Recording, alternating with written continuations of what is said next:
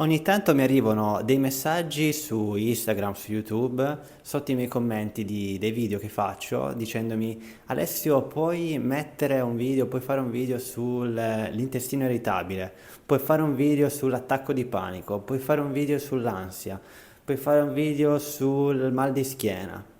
Voglio rispondere che tutte queste parti differenti del corpo, che quindi possiamo avere differenti sintomi, hanno una radice unica nel sistema nervoso, quindi non c'è un nervo della cervicale in particolare o un nervo del mal di stomaco. Se soffriamo di dolori persistenti da diversi mesi e anni, è il sistema nervoso che è nato in ipersensibilità, quindi è uno il sistema, è uno il sistema immunitario, è uno il sistema endocrino. Quindi non è necessario fare un esercizio in particolare che risolve una problematica sola, perché dobbiamo pensare alla mente e il corpo come un'unica entità.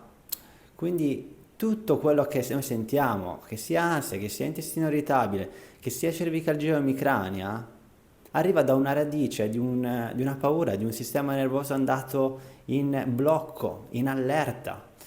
Quindi la pratica o le pratiche sono tutte indirizzate internamente ad un sistema mente-corpo, che è vero che è molto complicato come sistema, è proprio per questo che non dobbiamo separare a compartimenti il corpo o la mente, altrimenti facciamo il gioco della medicina convenzionale che separa tutto come se fossimo delle macchine, vai dall'otorino per un problema all'occhio, vai dall'endocrinologo per un problema di ormoni, vai da Tizio e Caio per una problematica di chissà che cosa.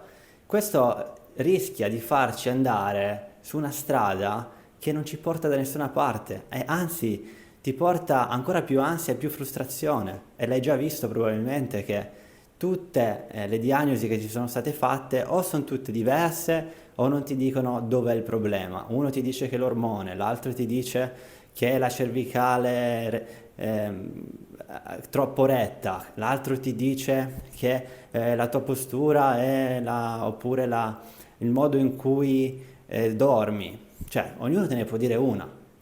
Qua bisogna fermarsi, fare mente locale, fare una strategia unica per tutto, e sembra una magia ma non lo è, ma è uno il sistema nervoso centrale. Dimmi cosa ne pensi, perché è molto importante questo punto.